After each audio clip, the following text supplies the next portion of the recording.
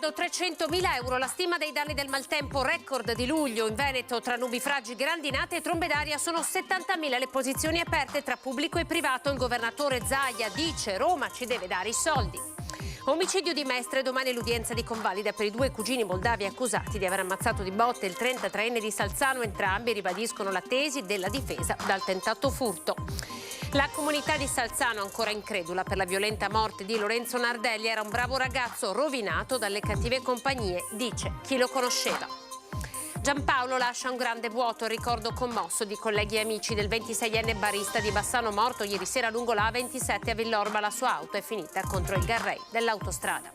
Gli automobilisti padovani sono i più multati della regione, a dirlo una ricerca che ha confrontato la spesa per le multe del 2022 con tutte le vetture della motorizzazione. A Verona il record di sanzioni. A Carpenedo nel pomeriggio i funerali di Don Armando Trevisol, che Antena 3 ha raccontato in diretta. Voleva che la povertà fosse dignitosa, le parole del patriarca Moraglia. Apre le porte, effettua pagamenti, scansiona documenti solo con il gesto di una mano. Il racconto del 65enne consulente finanziario di Conegliano, il nonno Gianni Donadel, che da 7 anni si è fatto installare sotto pelle 4 microchip. Il TG del Veneto, buonasera, ben ritrovati. Partiamo con la conta dei danni del maltempo sul territorio del Veneto. Le parole e i dati sono del governatore Luca Zaia: siamo ad 1.126.000 euro la stima del maltempo record, 70.000 le posizioni aperte tra pubblico e privato, oltre 300 i comuni coinvolti e il governatore del Veneto che chiede i soldi a Roma.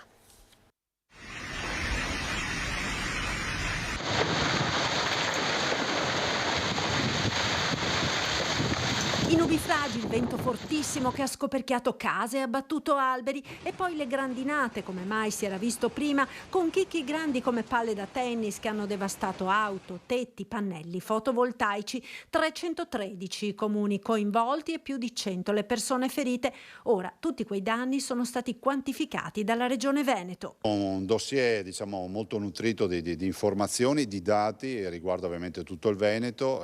Stiamo parlando di calamità dal 13 di luglio fino al 6 di agosto, ma parliamo anche di una cifra importante che riguarda oltre 70.000 famiglie e imprese, e si parla di 1.129.000.000 di euro, che arriverà tranquillamente a 1,3 miliardi. Danni ingentissimi che ora rientrano nella relazione inviata al governo dalla Regione Veneto per la richiesta dello stato di emergenza e di conseguenti risarcimenti. E, sottolinea Zaia, i soldi bisogna che Roma ce li dia. Per la gestione delle pratiche il presidente del Veneto conta sui comuni.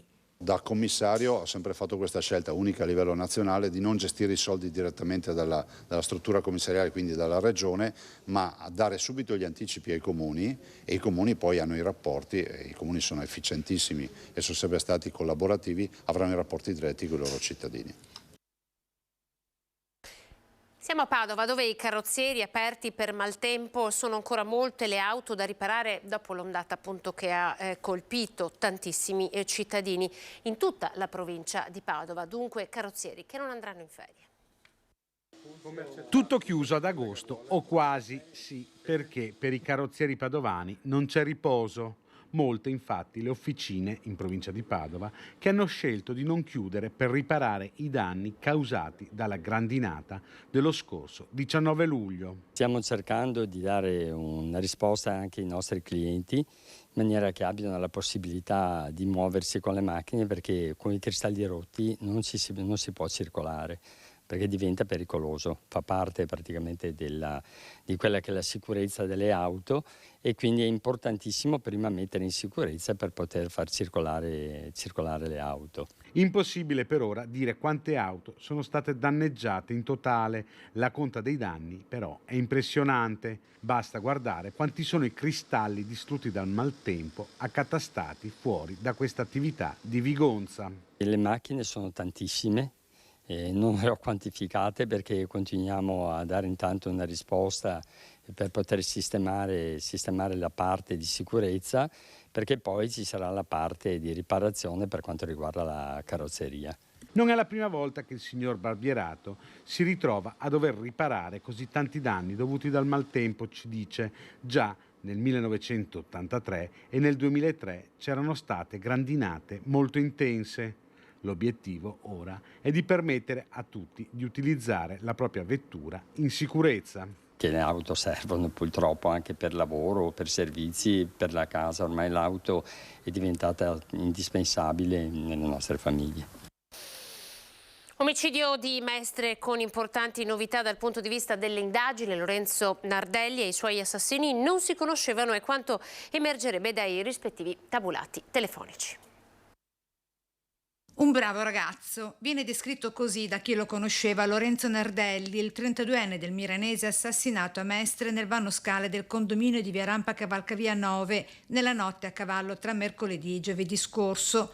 Un passato certamente segnato dalla droga e difficile il suo, ma riscattato dalla voglia di riprendersi in mano la vita, come quando nel 2021 ne ha pure salvata una, quella di un bimbo che ha rischiato di annegare nella spiaggia di Jesolo.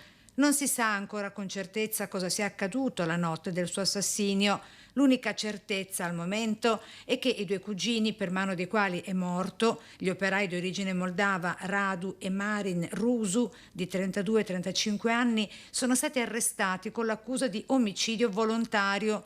Domani l'udienza di convalida davanti al GIP Alberto Scaramuzza, oggi l'autopsia sul corpo di Lorenzo Nardelli. Intanto il PM incaricato dell'inchiesta, Stefano Buccini, avrebbe già avuto i primi riscontri sull'esame dei cellulari di vittima ed indagati. Da questi si evince che i tre non si conoscevano e non c'erano stati contatti prima dell'altra sera, quando è scoppiata la rissa con esito mortale. Dalle registrazioni emergono anche due chiamate di uno dei due cugini arrestati, Marin, al 112. Nella prima chiede l'intervento delle forze dell'ordine mentre sarebbe in corso la fase iniziale della colluttazione, con i militari che gli dicono che è già in arrivo, su altra segnalazione, la polizia. Con la seconda, invece, chiede l'invio di un'ambulanza mentre è nell'ascensore. Telefonata estremamente confusa, da cui, si è appreso, si capisce molto poco, anche perché Marin, in Italia da poco, ha difficoltà di lingua. E se i due cugini continuano a sostenere la tesi della legittima difesa per un tentato furto nel loro appartamento da parte della vittima con altri due presunti complici che si sarebbero dati alla fuga, non lasciando alcuna traccia del loro passaggio, gli investigatori non credono alla versione del furto finita in tragedia e stanno lavorando per cercare un'altra verità, tra cui anche l'ipotesi di un possibile regolamento di conti. Noi abbiamo raggiunto al telefono l'avvocato legale dei due cugini arrestati, Jacopo Trevisan del Foro di Venezia. Qual è la tesi sostenuta dai suoi assistiti? Non è una tesi, ma è la verità dei fatti. Cioè loro erano in casa e si sono trovati davanti tre soggetti che si sono introdotti clandestinamente in casa loro, non si sa con quali intenzioni, ma verosimilmente con l'intenzione di rubare, e uno di questi soggetti, diciamo così il più attivo, non si è limitato ad andare via quando ha trovato i due cugini, ma ha posto una reazione violenta picchiando uno dei due. Sì, il soggetto più attivo sarebbe la vittima, Lorenzo Nardelli. Mentre gli altri due sono scappati per le scale, questo Lorenzo Nardelli ha picchiato e buttato a terra Radu, uno dei due miei clienti, e successivamente, invece di allontanarsi, ha preso l'ascensore e nell'ascensore c'è stata un'ultima fatale colluttazione nella quale ha avuto la peggio il Nardelli, ma avrebbe potuto razionalmente averla peggio anche uno dei due cugini. Dal racconto dei suoi assistiti, come sarebbe sopraggiunta la morte del 32enne? Non se ne sono neanche resi conto. Io sono arrivato alle 3 di mattina in questura perché ero chiamato dal pubblico ministero e ho incontrato i due cugini in mutande, peraltro, perché così si trovarono a casa ed non sapevano né di che nazionalità fosse il Nardelli e né si sono resi conto che fosse deceduto. Hanno detto che respirava, che minacciava, che era seduto, che non si sono resi conto che fosse spirato. Sembra però che non ci siano stati segni di effrazione all'esterno dell'appartamento. Quindi tra le ipotesi la porta è una porta di legno con uno scrocco che non era chiuso, quindi basta una normalissima carta di credito, un normalissimo artifizio per poter entrare senza lasciar segni. Comunque la Procura della Repubblica sta lavorando sia la squadra investigativa proprio per accertare questi aspetti, le tracce ematiche per comprendere dove si sia materialmente consumata, se nell'appartamento o nell'ascensore si sia consumata la vicenda, ed anche una serie di ulteriori accertamenti più approfonditi verranno svolti nei prossimi giorni sulle utenze telefoniche. Salzano, una comunità ancora incredula per la morte di Nardelli. Ascoltiamo chi lo conosceva. Quello che è successo l'altra notte è un fatto drammatico che, pur non essendo avvenuto in paese, ha coinvolto un nostro concittadino e quindi ha sconvolto Salzano. Attendiamo di capire cosa sia realmente accaduto a Mestre, ma la violenza è sempre qualcosa di grave e non ci sono ragioni che possano giustificarla. Le notizie sono ancora un po' confuse, aspettiamo che si faccia chiarezza. Nel frattempo siamo vicini alla famiglia colpita da questo lutto e a tutta la comunità di Salzano. Una morte violenta, quella di Lorenzo Nardelli, che ha sconvolto l'intera comunità di Salzano. In paese, al civico 17 di via Gramsci, viveva da solo e i vicini lo conoscevano di vista, lo vedevano solo di passaggio. Lorenzo aveva molte passioni, lo sport, il mare, la montagna, come testimoniano le foto nel suo profilo Facebook. Lavorava come autista per un'azienda di consegne. In passato, per 2 anni, aveva svolto anche il lavoro di bagnino a Jesolo, dove si era distinto per aver salvato un bambino di 9 anni dall'annegamento. Una notizia che lo aveva portato alla ribalta della cronaca, fatto conoscere ed apprezzare. Un giovane impegnato tra le passioni e il lavoro, ma con un passato turbolento per colpa della sua dipendenza alla droga. Lo testimoniano i vicini, più volte allarmati dal via vai delle auto dei carabinieri sotto la sua residenza. Quando era in preda all'astinenza diventava difficile da gestire. I rapporti con i genitori, un ex ferroviere e una maestra, erano tesi da tempo per colpa del suo carattere che peggiorava quando doveva procurarsi lo stupefacente. Più volte la coppia aveva richiesto l'intervento delle forze dell'ordine per allontanarlo dalla famiglia. Una volta fu anche arrestato dopo aver violato l'ordine di allontanamento. Nonostante tutti i problemi, Lorenzo stava cercando di uscire per sempre dal tunnel della dipendenza, anche con l'aiuto dei genitori. Era la droga ad averlo rovinato, ammette senza dubbi chi lo conosceva. Era un ragazzo stimato, altruista e generoso. Lorenzo è morto per colpa delle cattive compagnie. Ancora un decesso, un motociclista, Emanuele Faraguti, operaio di 46 anni di Gavello, siamo a Rovigo, ha perso la vita questa mattina poco dopo le 10 uscendo di strada con la propria motocicletta mentre percorreva via per Pilastria nel Ferrarese. Si è trattato, stando alle prime informazioni, sulla dinamica di una fuoriuscita di strada autonoma. Il Centauro ha impattato contro il Garrey riportando ferite gravissime che hanno reso vani i tentativi di soccorso del 118. E un'altra fuoriuscita autonoma di strada quella in cui ha perso la vita Giampaolo Lunardon, un giovane di 26 anni di Bassano del Grappa, allo schianto ieri sera lungo la A27. Quando a 26 anni succede una cosa del genere lascia un vuoto incolmabile, quindi andiamo avanti e ricordiamo Giampaolo. Lo schianto, poco dopo le 21:30 lungo la A27, la Renault Clio era appena entrata al casello di Treviso Sud. Pochi metri, l'impatto violentissimo contro il Garrail, tanto da sfondarlo e ribaltarsi. È così che i soccorritori hanno trovato Giampaolo Lunardon, 26 anni appena, il passeggero, l'amico coetaneo che viaggiava con lui. Quest'ultimo sono riusciti ad estrarlo vivo dall'abitacolo, è ricoverato per fortuna non in gravi condizioni all'ospedale. Giampaolo era già deceduto. I vigili del fuoco hanno estratto il suo corpo dalle lamiere. A chiamare i soccorsi un automobilista testimone dello schianto. Giampaolo viveva a Bassano del Grappa, lavorava come barista alla bottega Campana di Marostica, oggi chiusa. A ricordarlo sono proprio i colleghi e amici del bar accanto. Era un ragazzo di 26 anni, sempre con il sorriso, un bravo ragazzo, gentile, disponibile con tutti e sempre con la battuta pronta. Arrivavo la sera che ci facciamo la solita battuta, no? Adesso fa strano non vedersi più. Quella di ieri, raccontano, era la sua serata libera. Un ragazzo solare, splendido. La notizia ci ha colto adesso, non lo sapevamo, abbiamo cercato su internet e purtroppo abbiamo trovato una conferma.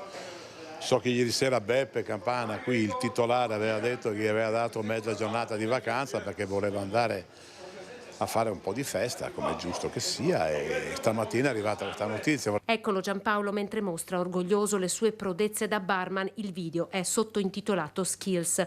In questo invece, sempre postato su Instagram, con un amico canta sul Ponte Nuovo di Bassano, la sua città, quella in cui forse ieri sera faceva ritorno entrando in A27 a Treviso Nord per raggiungere Spresiano e da qui la Pedemontana. Ieri sera quel tratto di strada è rimasto chiuso per consentire le operazioni di soccorso. Oltre al SUEM e ai vigili del fuoco, la polstrada. Fondamentale sarà la testimonianza dell'amico che era con lui per capire che cosa sia accaduto. E di strade continuiamo a parlare. Gli automobilisti padovani sono i più multati della regione, a dirlo una ricerca che ha confrontato la spesa per le multe del 2022.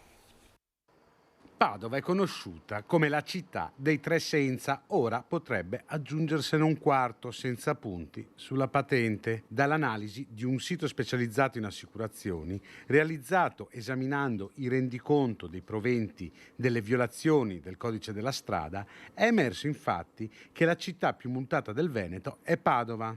Nella nostra regione, nel 2022, sono stati raccolti oltre 51 milioni di euro di multe. Le province che hanno pagato di più sono quelle di Verona e Padova, rispettivamente con 15 milioni e mezzo di euro e quasi 14 milioni di euro, seguiti da Venezia.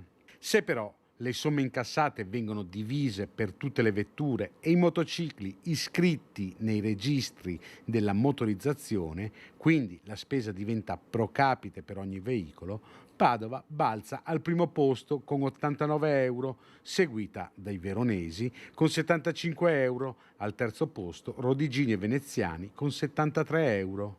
Ai piedi del podio arriva Treviso con 72 euro, seguita da Vicenza con 64 euro. Chiude la classifica Belluno, che colleziona pro capite solo 25 euro di multa.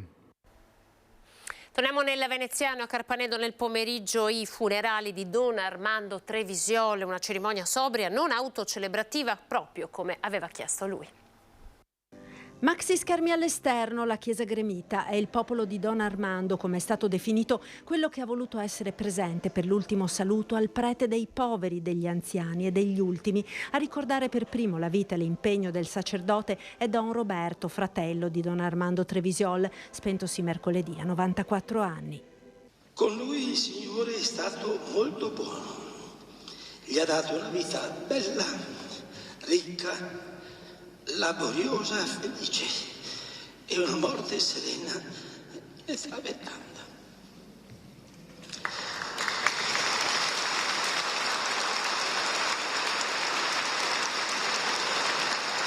Una quercia sempre sul pezzo, lo definisce il patriarca Moraglia, ricordando quanto l'opera di Don Armando sia stata significativa per Mestre ed il patriarcato.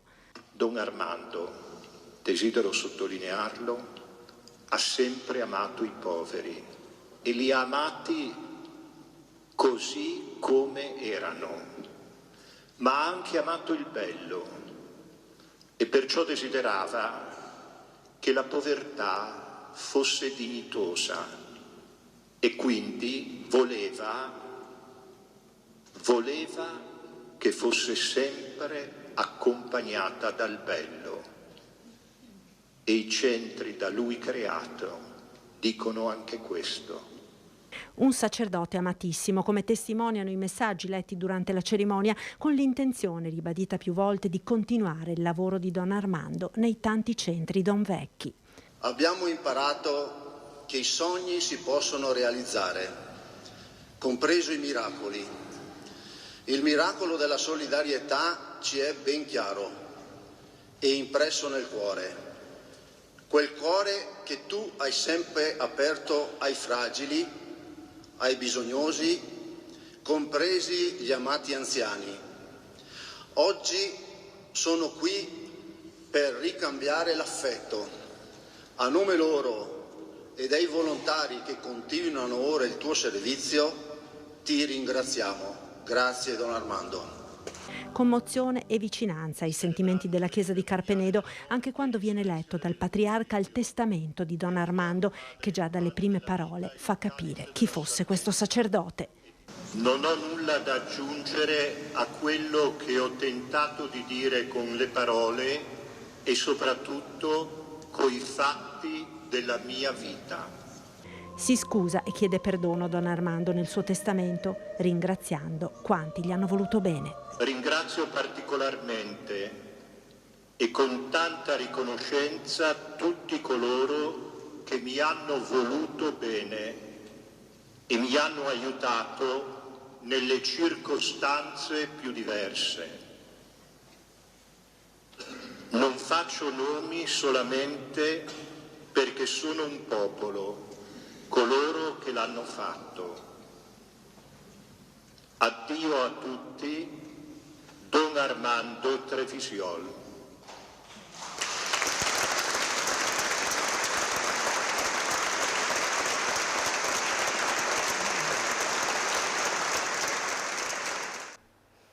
A Conegliano ora nella Marca trevigiana per raccontarvi la storia straordinaria di Gianni Donadel con 4 microchip impiantati sotto pelle.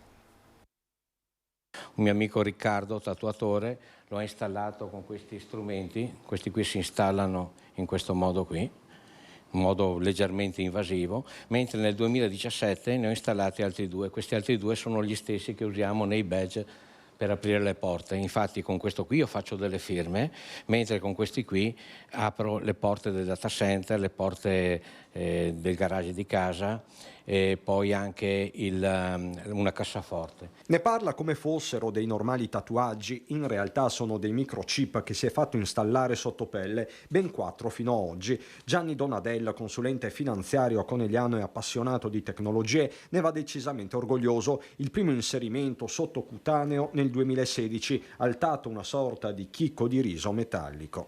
Tecnicamente è questo qui.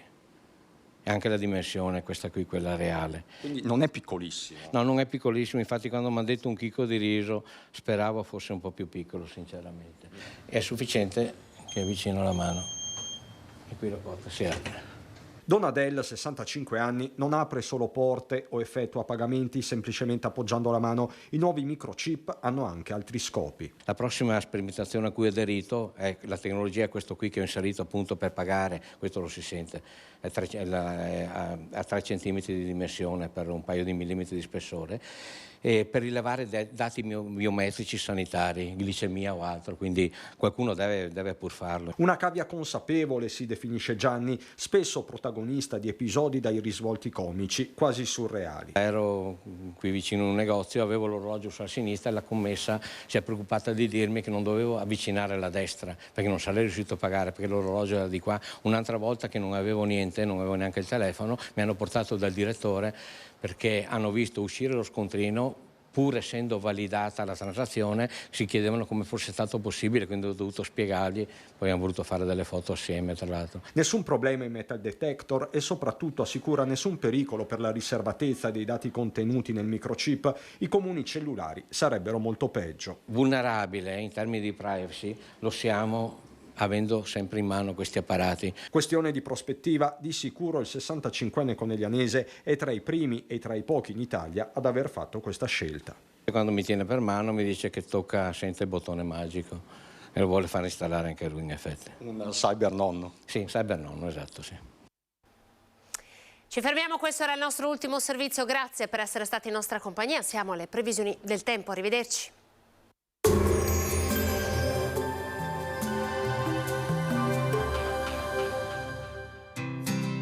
L'Unic Star, le uniche pagliette antibatteriche in commercio, prodotte anche per i marchi più importanti, sia nazionali che internazionali. Bentrovati al meteo. Tempo stabile, caldo e afa in progressivo aumento. Su tutta Italia tornano condizioni pienamente estive. Vediamo il dettaglio di sabato 12 agosto. Sul Veneto l'anticiclone africano in questa giornata porterà bel tempo, come ci mostra la grafica, con tanto sole. Cielo sereno solo con qualche addensamento sui rilievi associato a locali rovesci. Temperature in contenuto aumento, minime tra 15 e 22 gradi, massime tra 28 e 32 gradi all'incirca. Ci spostiamo ora sul Friuli Venezia Giulia, anche in questo caso ampio soleggiamento, cielo limpido e venti di brezza. Temperature minime tra 18 e 20 gradi, massime sui 28-30 all'incirca.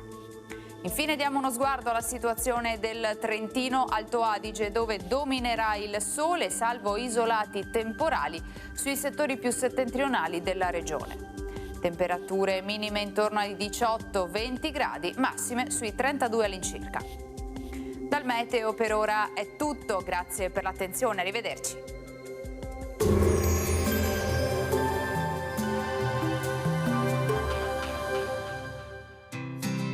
L'Unic Star, le uniche pagliette antibatteriche in commercio, prodotte anche per i marchi più importanti, sia nazionali che internazionali.